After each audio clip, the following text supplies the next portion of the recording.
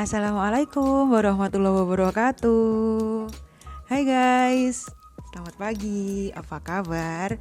Hari ini saya mau kasih sedikit materi penguatan dan mengulang dari webinar saya yang pertama, yakni mengenai persiapan studi lanjut. Nah, bagi teman-teman yang waktu itu ada halangan tidak bisa ikut diskusi sama saya, bisa banget disimak video berikut. Ini cukup mewakili dari kebingungan teman-teman mengenai apa aja sih jalur masuk perguruan tinggi, lalu persyaratannya apa aja, lalu tips and triknya bagaimana. Ini sudah saya rangkum di sini, jadi buat teman-teman yang ingin tahu silahkan diputar. Oke, welcome, selamat datang di kehidupan perkuliahan. Are you ready? Teman-teman perlu diketahui bahwasanya saat kita mulai masuk perkuliahan kita harus siap mental dan semuanya, bukan hanya modal berani. Oke nih gue berani, tapi ternyata persiapannya masih sangat kurang, jadi kita nggak bisa kayak gitu. Oke nih, waktu itu di webinar saya kasih agenda. Yang pertama kita bahas serba-serbi jalur masuk PTN, apa aja sih jalur masuknya. Lalu yang kedua aturan dalam SNMPTN dan SBMPTN. Mohon maaf ini saya typo, harusnya SBMPTN. Lalu yang terakhir ada Q&A. Q&A waktu itu buat teman-teman yang ikut Google Meet dan lain sebagainya, tapi nggak apa-apa deh. Oke, langsung aja guys, kita ke serba-serbi masuk PTN. Yang pertama ada SNMPTN.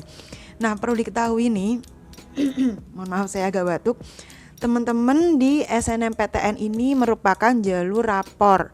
Artinya kita pure menggunakan nilai dari semester 1 sampai semester 5. Nah, yang bisa mengikuti jalur SNMPTN ini untuk teman-teman yang berminat untuk masuk di jenjang sarjana di universitas negeri dan jenjang D4 di Politeknik Negeri, perlu diketahui seperti itu ya. Lalu yang kedua ada SNMPN. SNMPN ini juga jalur rapor, pure jalur rapor tapi khusus untuk D3 Politeknik Negeri. Nah, selanjutnya ada SPAN PTKIN. Ini juga jalur rapor teman-teman, tapi khusus untuk sarjana di Universitas Islam Negeri seperti UIN, IAIN, dan Institut Islam Negeri seperti itu. Lalu yang selanjutnya ada SBMPTN. Ini merupakan jalur tulis ya teman-teman. Jadi SBMPTN ini kebalikannya dari SNMPTN. Kalau SNMPTN tadi melalui jalur rapor, nah SBMPTN ini jalur tulisnya. Ini jenjangnya juga sama, S1 Universitas Negeri dan D4 Politeknik Negeri. Kalau SBMPN itu jalur tulis kebalikan dari SNMPN. Dia khusus untuk teman-teman yang ingin masuk di D3 Politeknik Negeri. Lalu selanjutnya ada UMPTKIN. Jalur tulis kebalikannya dari SPAN PTKIN. Ini khusus untuk S1 Universitas Islam Negeri. Saya tegaskan lagi, khusus untuk kayak UIN, IAIN seperti itu. Jadi teman-teman, jalur masuk PTN biasanya sepaket, ada jalur rapor, ada jalur tulis kayak gitu. Lalu selanjutnya ada juga mandiri. Jalur mandiri itu jalur yang dibuka oleh universitas atau politeknik atau instansi sendiri. Jadi nggak ada bareng-bareng secara nasional, jadi mereka sendiri yang mengadakan. Contoh nih, kayak di UB itu namanya Selma UB dan lain sebagainya. Kalau di UNS namanya SPMB UNS kayak gitu. Kalau di Undip kalau nggak salah PDDS atau apa ya waktu itu, pokoknya ada. Jadi jalur mandiri itu dibuka oleh universitasnya sendiri, jadi tidak diumumkan secara nasional kayak bareng-bareng yuk kayak gitu, enggak. Dan diketahui kalau jalur mandiri itu biasanya pakai uang pangkal, tapi ada juga yang nggak pakai uang pangkal kok, kayak UGM, UI. Nah teman-teman persiapkan, banyak sekali nanti jalur yang ditawarkan. Kita buka informasi bareng-bareng yuk, kita pergunakan media sosial sebaik-baiknya untuk mencari informasi. Selanjutnya program studi tujuan, persiapkan diri untuk meraih program studi impian. Nah di gambar ini Bu Dia udah kasih nih mobil, kapal, pesawat. Apa sih Bu bedanya mobil, kapal, pesawat? Sebenarnya nih teman-teman, ketiganya merupakan alat transportasi yang bisa kita gunakan untuk menuju satu tujuan yang sama. Kadang cuma kendaraannya aja sama jalurnya aja beda. Tapi nih nggak perlu kita membedakan, oh yang terbaik naik mobil, yang terbaik naik kapal. Ini saya analogikan seperti, oh yang terbaik masuk lewatnya SNMPTN nih, yang terbaik SBMPTN atau apalah. Itu tidak begitu ditekankan bahwasannya jalur itu tidak begitu berpengaruh. Yang perlu kita perhatikan, yang penting kita bisa belajar di tempat yang kita inginkan, di prodi yang kita inginkan, seperti itu. Jadi untuk jalur-jalur menurut saya tidak begitu urgent atau krusial untuk dipermasalahkan. Kalau nggak SNMPTN nanti jelek juga, nggak seperti itu juga. Nah ini nih, siapkan diri untuk semua jalur, tidak ada jalur yang lebih unggul satu sama lain. Siapkan diri di semua jalur untuk meraih prodi impian kalian. Selanjutnya nih teman-teman yang masih bingung perbedaan gelar. Apa sih Bu perbedaan gelar itu? Yuk pahami bareng yuk. Yang pertama strata 1, S1. Nah, ini jenjang sarjana ini atau gelar sarjana ini nantinya bisa teman-teman dapatkan kalau teman-teman kuliah di universitas negeri atau universitas Islam negeri atau universitas swasta dengan jenjang S1. Nanti gelarnya ya sarjana entah sarjana pendidikan, tergantung prodi yang dipilih. Nah perlu diketahui ya teman-teman yang ingin kuliah di universitas, persiapkan mental kalian karena kalian akan belajar secara akademik secara teori itu 70% dan 30% praktik. Kayak gitu. Biasanya kalau sarjana itu dipersiapkan untuk menjadi seorang akademisi seperti guru, dokter. Ya, kita menjadi perancang-perancang teori. Dan nanti teman-teman kalau kuliah di universitas, persiapkan teman-teman juga kuat di materi dan lain sebagainya, karena akan banyak belajar materi-materi dibandingkan dengan praktik. Lalu yang kedua nih, diploma 3 atau D3. Nah di D3 ini teman-teman, gelar ini bisa didapatkan kalau teman-teman masuk di politeknik atau institut atau sekolah tinggi ya. Nanti teman-teman difokuskan ke keterampilan, dipersiapkan menjadi orang yang terampil karena teman-teman akan belajar 70% praktik dan 30% teori. Nah ini belajarnya minimal 3 tahun kayak gitu. Selanjutnya ada D4 atau diploma 4. Nah teman-teman di D4 ini juga hampir sama kayak D3, tapi kalau diploma 4 itu setara dengan sarjana. Nanti gelarnya nanti STR, sarjana terapan. Di sini teman-teman juga dipersiapkan menjadi seorang yang terampil karena teman-teman belajar 70% praktik dan 30% teori, minimal 4 tahun ya. Lalu selanjutnya ada SNMPTN nih, ini yang paling ditunggu nih sama teman-teman. SNMPTN, tahapan seleksi SNMPTN yang pertama adalah perankingan di sekolah. Teman-teman perlu diketahui bahwasanya tidak semua anak bisa mendapatkan kesempatan untuk seleksi di jalur SNMPTN. Hanya anak-anak yang masuk di 40% ranking teratas tiap jurusan yang bisa masuk kayak gitu. Jadi tiap jurusan ya, bukan per angkatan. Jadi 40% peringkat atas di IPS dan 40% peringkat atas di IPA. Untuk IPS, mata pelajaran yang dipertimbangkan mulai dari semester 1 sampai semester 5 adalah matematika, bahasa Inggris, bahasa Indonesia, ekonomi, geografi, dan sosiologi. Kalau untuk IPA yang dipertimbangkan adalah matematika, bahasa Inggris, bahasa Indonesia, biologi, fisika, kimia. Nah ini nih hasil dari jumlah 6 mapel primer selama 5 semester itu yang dijadikan patokan untuk perankingan. Bila ada yang mengundurkan diri maka akan digantikan oleh ranking di bawahnya.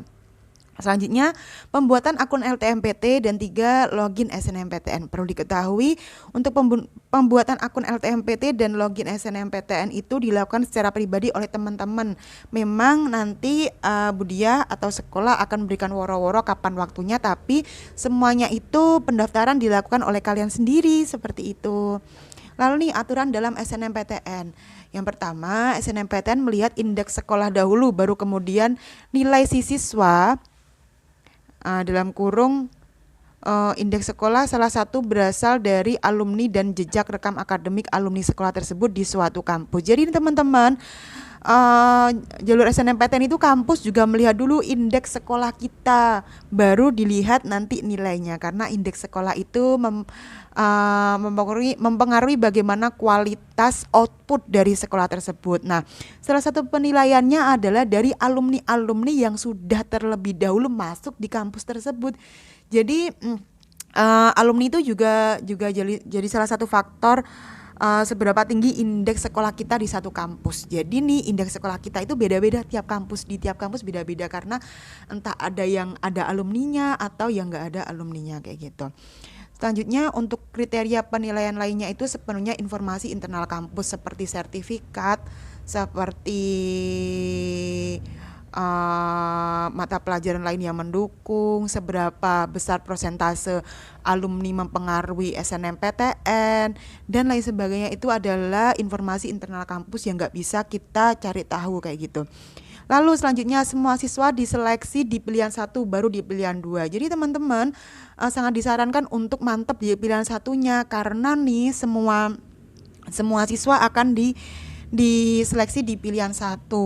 Jadi sangat jarang untuk masuk di pilihan 2 kecuali kurang kuota. Artinya nih mungkin ada siswa yang memilih contoh psikologi UB di pilihan 1, psikologi UM di pilihan 2. Bukan berarti saat dia gak keterima di psikologi UB yang ada di pilihan satunya dia akan langsung turun di pilihan 2, itu belum tentu, karena ingat ada anak lain yang memilih psikologi UM di pilihan 1 mereka. Jadi semuanya akan diseleksi di pilihan 1 dulu.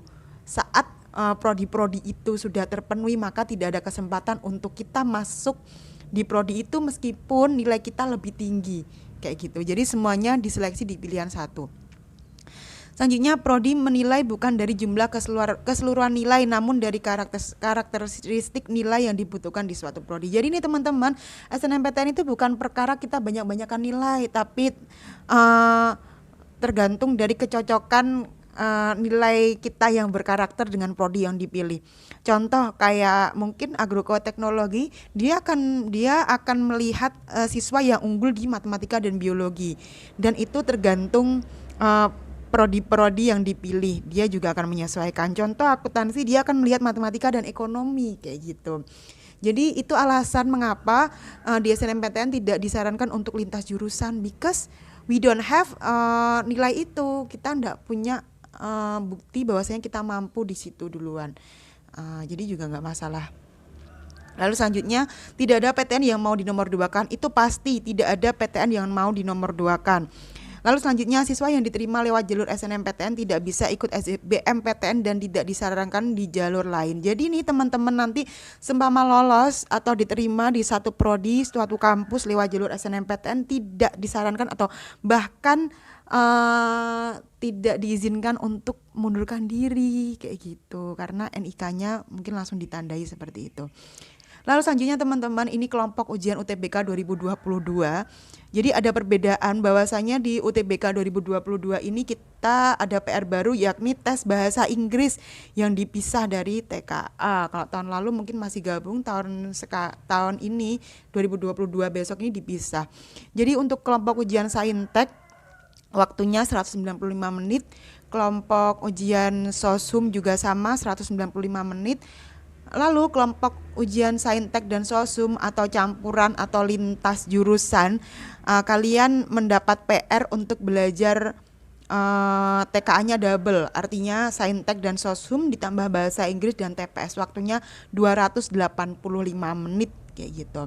Lalu nih tips dalam SNMPTN, yang pertama yang harus dilakukan adalah berdoa dulu. Kita minta ke Tuhan dikasih petunjuk gimana ya, passion saya apa ya. Yang kedua baru cari passionnya, cari minatnya. Apa sih aku berminat di mana ya? Aku senang belajar apa ya? Aku ingin menjadi seseorang yang punya kemampuan seperti apa ya? Lalu selanjutnya adalah realistis. Realistis di sini adalah kita menyesuaikan dengan nilai kita menyesuaikan dengan kemampuan kita kayak gitu. Lalu juga dengan mungkin kemampuan orang tua dan lain sebagainya, itu namanya realistis. Lalu selanjutnya komunikasikan dengan orang tua, karena lagi-lagi kita harus tetap berkomunikasi dengan orang tua teman-teman. Lalu Budia mau kasih satu pesen aja bahwasannya boleh kok kita cari kuliah itu nanti aku pengen kuliah ini karena kerjanya pasti. Perlu teman-teman ketahui bahwasanya di dunia sekarang, dunia milenium tidak ada sesuatu yang pasti. Tidak berarti kita belajar ini pasti akan kerja di sektor itu. Tapi yang perlu diperhatikan adalah kita senang dulu dengan apa yang kita pelajari, maka kamu akan berkembang dengan luar biasanya dan bisa mendapatkan banyak kesempatan yang mungkin tidak kita ketahui sekarang. Kamu akan belajar banyak selama 4 tahun dan kamu pasti akan berkembang menjadi orang yang luar biasa. Jadi tenang saja, senangi dulu, cari tahu passionmu dan kuliah dengan bahagia. Maka itu akan lebih baik daripada kita menuju kita mengangan-angankan sesuatu yang mungkin nanti bisa berubah-ubah kayak gitu. Lalu nih selanjutnya tips dalam SBMPTN ini ala Kak Lutfia ya. Di DKV UPN Veteran. Perlu diketahui dulu Kak Lutfia pilihnya DKV ITS. Tapi Kak Lutfia ini keren banget.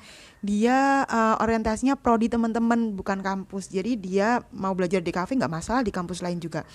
Lalu nih cari info SBMPTN, kampus dan jurusan yang benar-benar cocok dengan passionku. Artinya passionnya Kak Lutfia. Jadi nggak harus melulu harus ini nih kampusnya ya, enggak. Pokoknya kita belajar tentang prodi itu ya nggak masalah kampusnya mana aja. Selanjutnya siapkan mental. Kita harus menjadi pribadi yang tenang, usahakan menjadi pribadi yang sehat. Selanjutnya latihan soal, pahami bukan hafalkan. Nah tips dari Kak Lutfia ini sehari belajar 4 soal teman-teman dan itu disusun strateginya. Habis ini aku belajar ini, habis itu belajar itu. Jadi gak perlu kita SKS. Selanjutnya doa dan pasrah, ikhlas ya, percaya deh Tuhan itu lebih baik 100 kali lipat rencananya daripada rencana kita. Kayak gitu teman-teman, thank you so much. Ini ada pengantar dari saya buat teman-teman yang mungkin kurang paham mengenai jalur-jalur perguruan tinggi. Jadi selamat liburan, selamat ditata dulu rencananya. See you.